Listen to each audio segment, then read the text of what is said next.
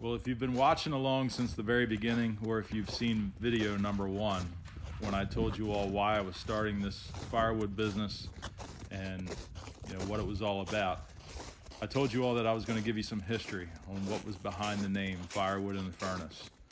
Well, today we're going to do that. I'm going to show you what the name Firewood at the Furnace is all about and some history around the property. So stay tuned.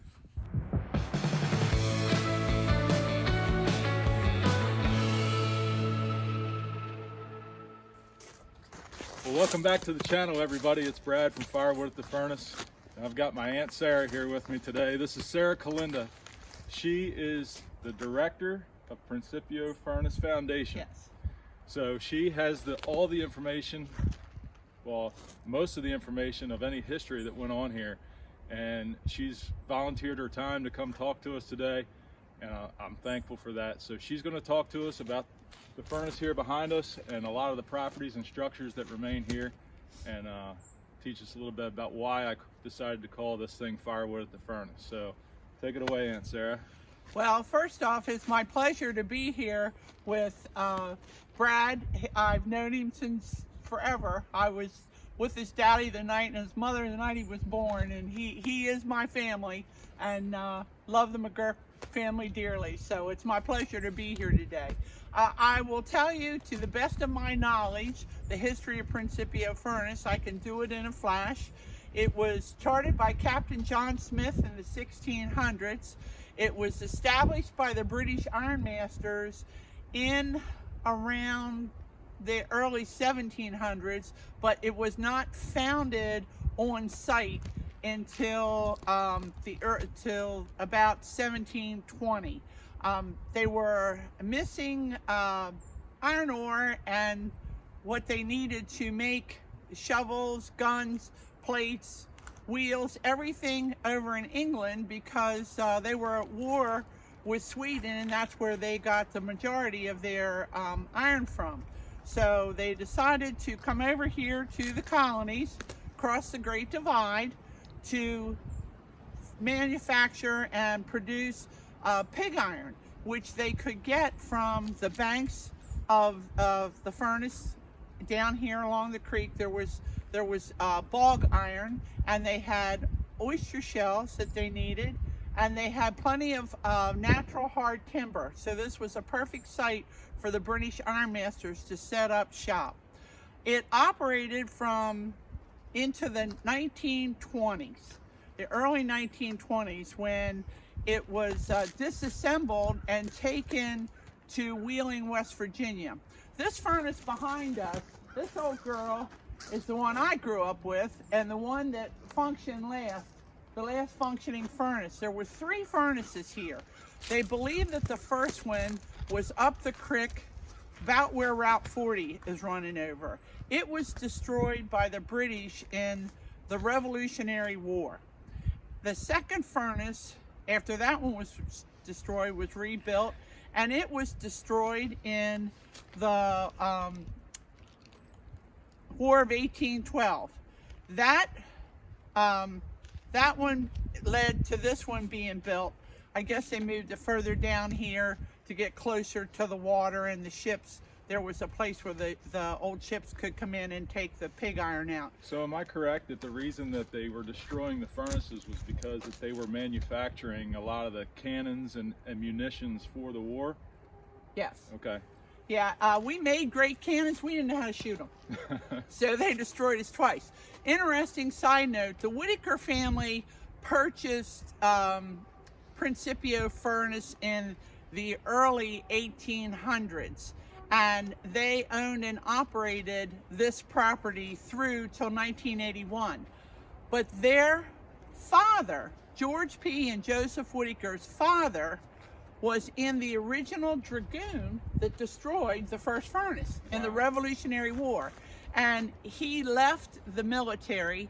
He was a man of great conscience, and he went up to St. Mark's Church and talked to the Episcopal priest, because he had serious problems with killing his countrymen.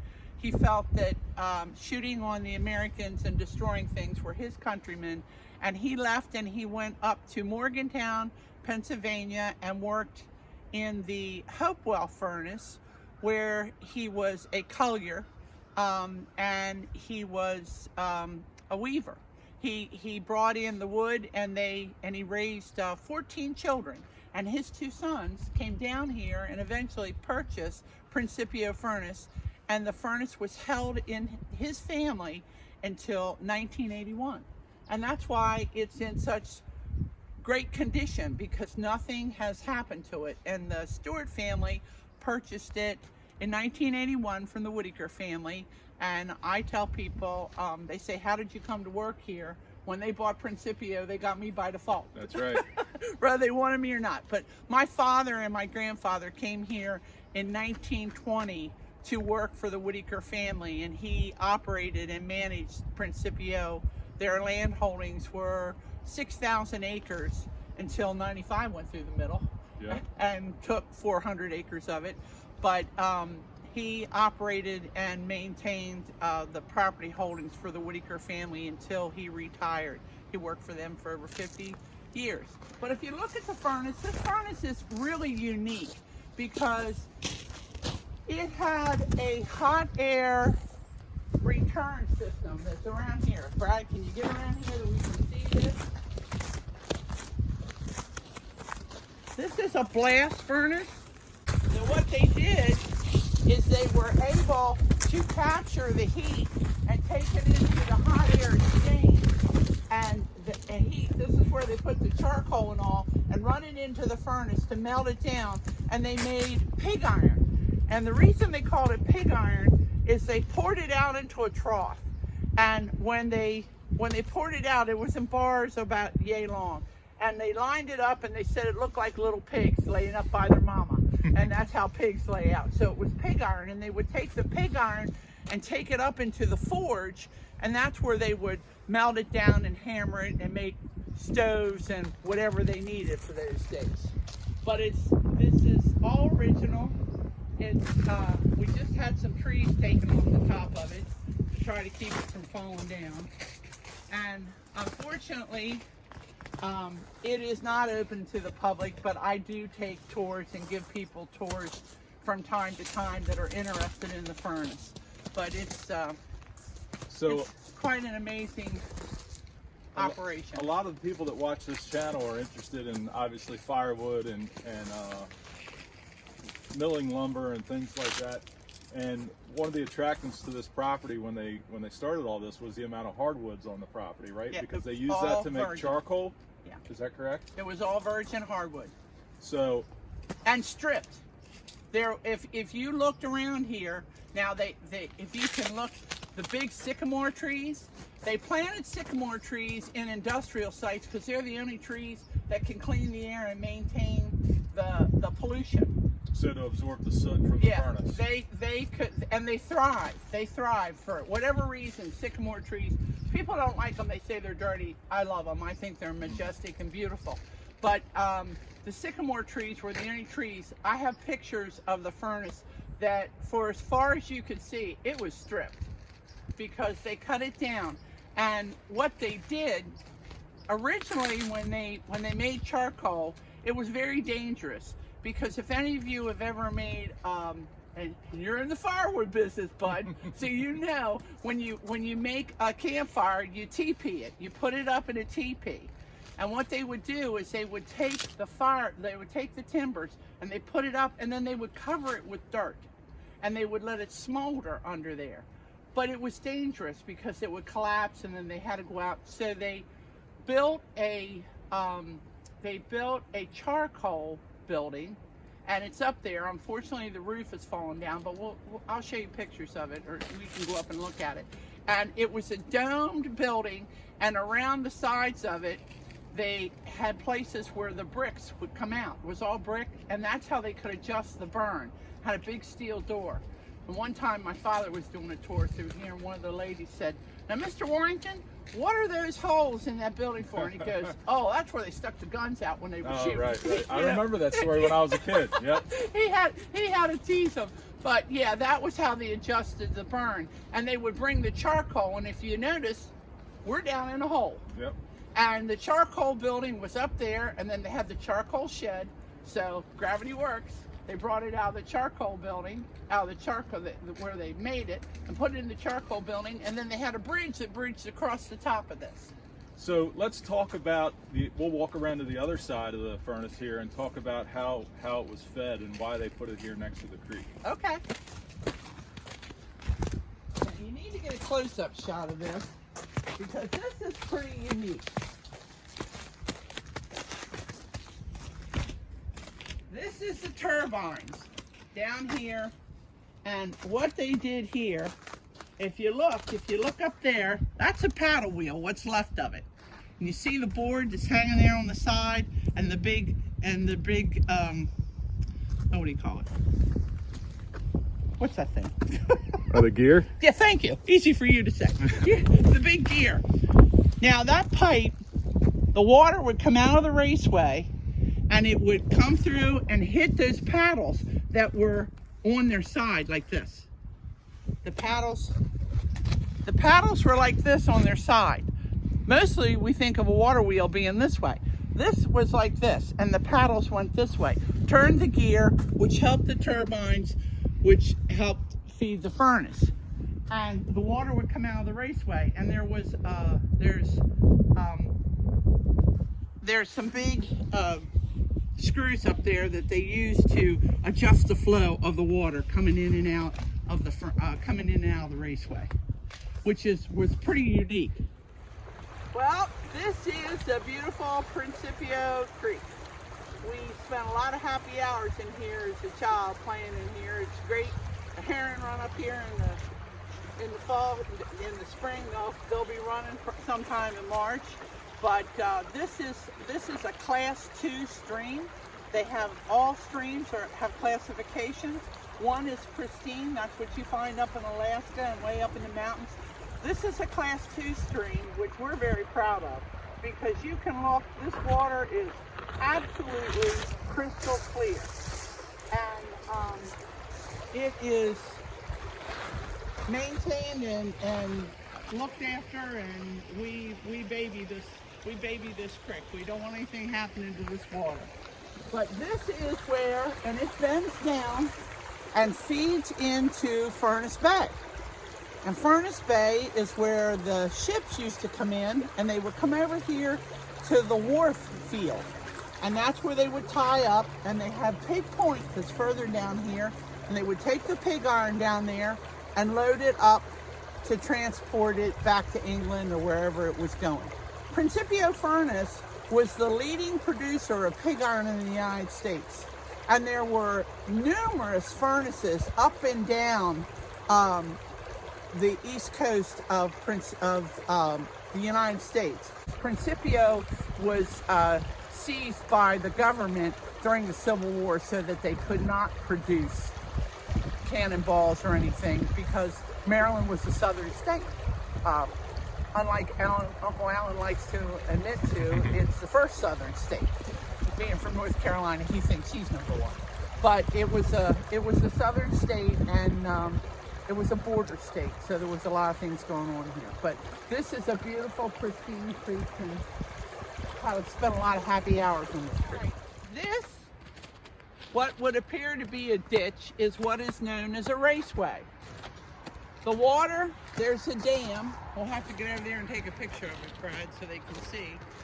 They dammed up Principio Creek, and they put a big pipe in with a valve that they could adjust the flow of the water. They could adjust it over there, and they could adjust it down at the end. When my dad was a young boy, they used to close it off in the wintertime. They used to skate on here, fill it full of water and skate on here. But you can see it rolls down through there. You walk over here a little bit. It goes down, and then all the piping is underground on the road, and it makes a left-hand turn and goes out to the furnace, and then it would hit the paddle wheel to operate the turbines. If you look at this building over here, this is one of the wagon sheds. There was a wagon shed there, this wagon shed on this end, and there was one that's set up here on the corner that came down numerous years ago. We had to tear it down. And Matt Harris now has his metalsmith studio in there. I ran into Matt, almost 20 years ago.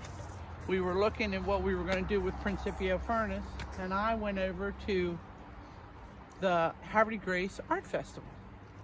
And I was looking for artisans, but I didn't want somebody that made doll babies with no faces. That wasn't what was in keeping with what went on here. I was looking for true artistry, that handmade things that were maybe period.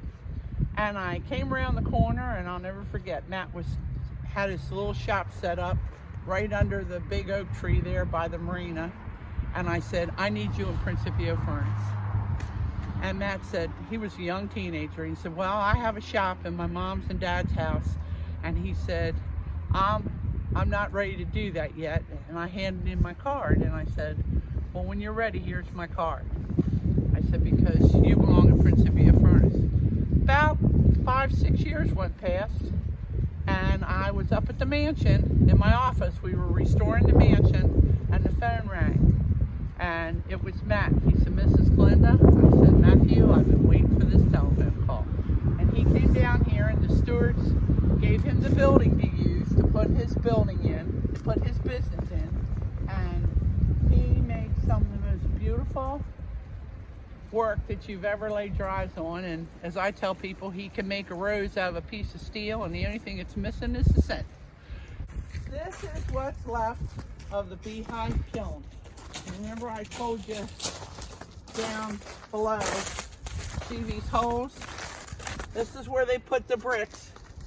Contrary to what my dad said, they didn't shoot guns out of them. He was always kidding.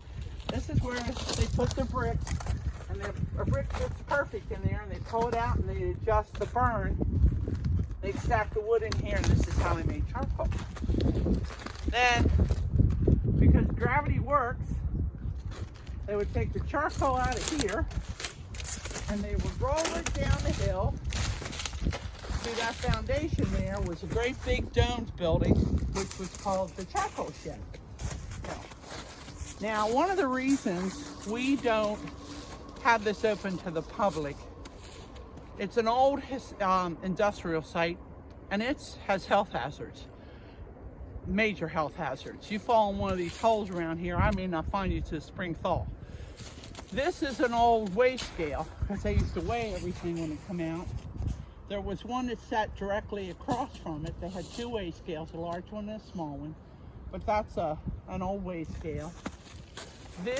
That's a well, an old well there, because that's the wash house. And that's where they used to come in, and the men could clean up some before going back up on top of the hill, because the folks, a lot of the workers that worked here, they lived in the tenant houses, and they rented, or they boarded or lived up there. And when you sat down to dinner back in those days, you sat down in a white collared shirt with a tie on. None of this t-shirt and blue jeans stuff. So they had to be cleaned up when they went back up to the house. Back down through here where the woods are were great big, and they were there when I was a child, great big buildings. And that's where they had masses of amount of equipment, and that's where they did. This was a forge. They forged all down through here. And there was a railroad spur, the Pennsylvania Railroad, and we'll look at it. Down beyond there, you can see the bank. The original Pennsylvania Railroad, that's it. And they had a spur that came in here. And back in the First World War, they came in here and they used the steel for the war effort. They came in and took a lot of things apart, and they put it on the railroad banks and took it out of here. Everything, but they didn't bother the furnace. Everything at the furnace was left alone. I have my buddy Brady here with me. He's quite the YouTube star. He probably could teach me how to do this. But this is the old machine shop. We had to board it up, unfortunately, because people like to vandalize, and they came down and they busted the beautiful old windows out. But back in the 1980s, I had a Christmas tree business here that I ran, and that was Santa Claus shop. So lots of people knew this as a Santa Claus shop. but it was the machine shop, and it's a beautiful old building. And ceilings go all the way up. It's all open because that's how they put cranes. They had pulleys and things in there to lift. Over here to the left, or straight ahead of you, is the original Pennsylvania Railroad bed. And if you see the gap between the two, Brad, there was a bridge across here. And a young boy came into work one morning. They always had, you know, the helpers that would come in and fire things up. And he came in and the bridge had collapsed. And he ran down the tracks and stopped the train, or people would have died. So we had a railroad station down there. George P. Whittaker gave the Pennsylvania Railroad the right to use their property with the agreement that any time he wanted to ride a Pennsylvania train, one of the rail trains, he could. And they were to stop in Principio and pick him up. We came down one morning from the mansion to get on the train, and it had come through early. And he looked at the station master and he said, "Back it up." And I said, "Sir," he said, "back it up." He said, "I'm supposed to be on that train. And when you have that much money and that much power, they back that train up." That was the agreement. It wasn't his fault that they came through early, so they backed it up and he got on it. But yeah, that was, and then they moved over and they built the what we know as Amtrak down the other side, and it's beautiful. It has a beautiful archway, and that's where the creek flows out into Furnace Bay there. But it's quite beautiful. This is the second Pennsylvania Railroad, which we know as Amtrak. And you can see that beautiful archway that they built, and that's where the Amtrak runs over. When that bridge fell down, they came through and they did a straight line and moved it down and built this. At one time, now this is the Principio Creek, and it runs right down into Furnace Bay. So it still wanders and meanders a bit before it opens up into Furnace Bay. But all this area back through here, everything that you see that has trees in it, at one time this was all water. And this is where the ships would come in and tie up, and this is where they would put the pig iron. The Raceway that I showed you over on the other side, the water, if you look over here, they built this dam to take the water and hold it back at the creek, and then they could take the water. They had ways of closing it off, valves, and you can see it's overgrown in there, Brad, but if you look, there's a section of the pipe that's out, but that's where the pipe is right there. Come on down here on the side a little bit. You can see it. There's the old pipe that went in, and that's how they brought the water from the creek into the Raceway. But I can't even imagine what it took to build that dam. And hurricanes will come over it and held up pretty well, but one side goes out down here.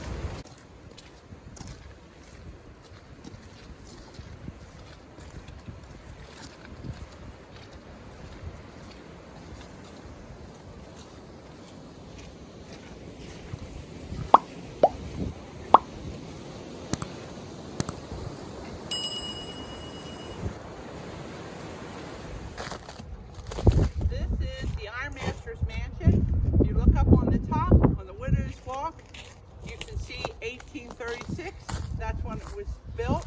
Little interesting side note on the mansion. If you can see this sidewalk down here, this is the original sidewalk that was put in, and it's crowned. And it slopes off, so the water and everything, apparently not the snow, but the water and all would move off of it. The mansion was built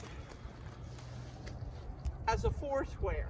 It did not originally have the wraparound porch on it, and they added an addition off the back of it when modern conveniences came into the late 1800s, and they put in gas lighting and indoor plumbing, the mansion went through a renovation. They added the wraparound porch, and they added an addition off the back to give them a bathroom upstairs and a sleeping porch.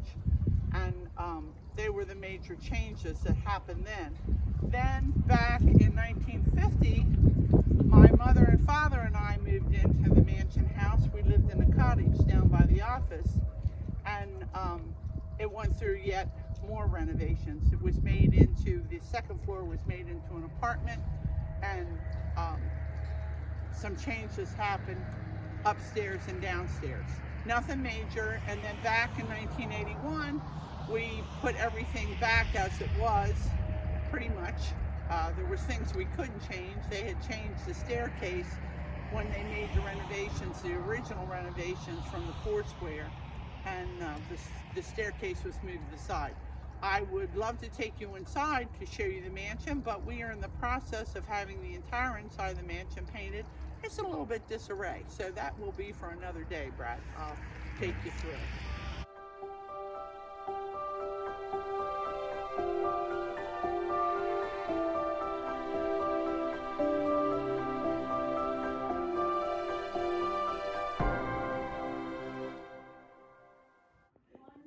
What's up, guys? Today we're at the Howard Grace Decoy Museum. This is about 4 miles away from the furnace.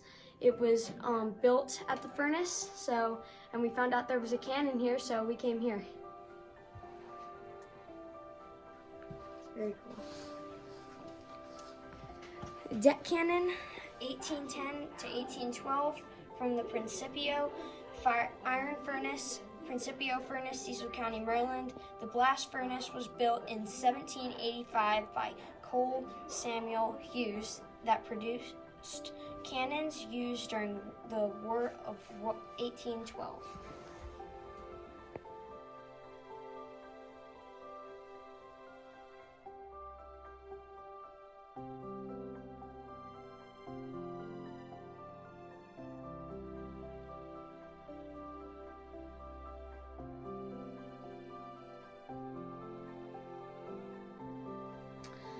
Okay, so I think this is very cool because it's just, we found a cannon here, and I had never seen like a real cannon that was actually used before.